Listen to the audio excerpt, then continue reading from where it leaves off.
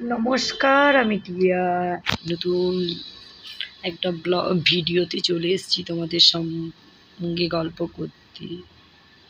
লাগলো যে দর তলে জলে লাগলো যে দোল।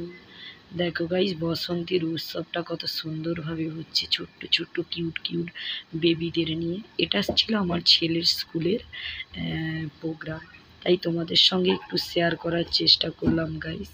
ছোট্ট ছোট্ট বাচ্চারা এখানে, মেয়েরা বেশি নাচ করছে, আর নাচটা বেশি আমি মনে করি ছেলেরাও করে। অবশ্যই আমি এটা বলবো কি মেয়েরাই যে বেশি করে, তার জন্য আমি একটু ধরে দেখানোর জন্য আমি এই ভিডিওটা বিশেষ করে করলাম গাইস তোমাদের। এই ছোট্ট ছোট্ট মেয়েদেরকে আশীর্বাদ করো তোমরা, আরও অনেক বড় হয়ে আরও বড় কিছু করতে পারে এরা জীবনে। কত সুন্দর করে এরা নাচ গান করছে দেখো গাইস। তাই আমি ভয়েসটা মিউট করলাম, ভয়েসটা অফ করে তোমাদেরকে আমি নিজের ভয়েসে তোমাদেরকে দেখাচ্ছি। ওরা অনেক বড় হোক, ওরাও যেন একদিন এরকম একজন স্কুলের নাচ করতে পারে, আর এরকম একটা নিজেদের স্কুল করতে পারুক, আমি এটাই চাইবো। আর জানো তো, দোল মানে গ্রামে, আমি জানি না শহরে কীরকম সিস্টেম, গ্রামে আমাদের দোল সেদিন হোলি করতে হয়। দেখো, হোলি করার জন্য ওই যে যেটাই হোলি করা হবে সেটাই দেখো এক জায়গায় এরকম করা হয়েছে। আর গাইস দেখো, আমার হিরো ফৌজি গিয়ে কি করছে, অবস্থা খারাপ ওদের।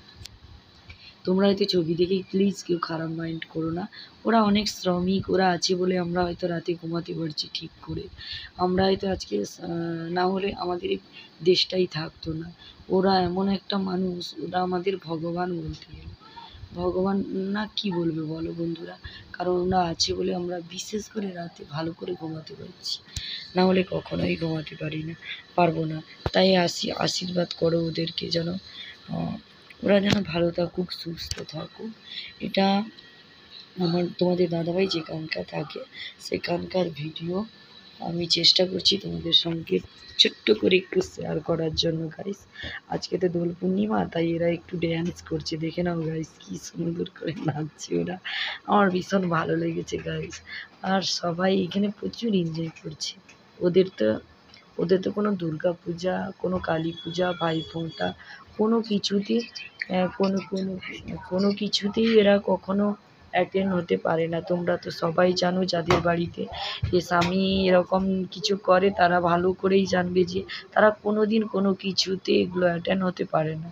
তাই ওরা যেখানে থাকে নিজেদের মতো একটু ছোট্ট করে নাচা গানা করার জন্য মনটা ফ্রি হবে। বাড়ির কথা তো অনেকেই মনে। এই যে দেখো, তোমাদের দাদাভাইয়ের অবস্থা দেখো, পুরো রং টং মেখে পুরো ভূত হয়ে গেছে। সবাই এনজয় কি পরিমাণ এখানে গাইস রং খেলা হয়েছে দেখো। তাই দেখো, ওর বন্ধু আসছে কীভাবে নাচছে দেখো। তাই তোমাদেরকে ছোট্ট ক্লিপ দিয়ে আমি একটু শেয়ার করলাম। আশা করি তোমাদের ভালো লাগবে, আর ভিডিওটাই বিশেষ করে ভাববো সবাই অনেক এনজয় করবে। আর চেষ্টা করো ওদেরকে, আমি তো মনে করি ওদেরকে আশীর্বাদ করো না, ভালো থাকুক, সুস্থ থাকুক। ওরা আছে বলে আমাদের, আমি আবার বলছি, ওরা আছে বলে আমাদের ঠিক করে রাতে ঘুম হচ্ছে, বা ঠিক করে খাচ্ছি, ঠিক করে বেঁচে আছি বলতে গেলে।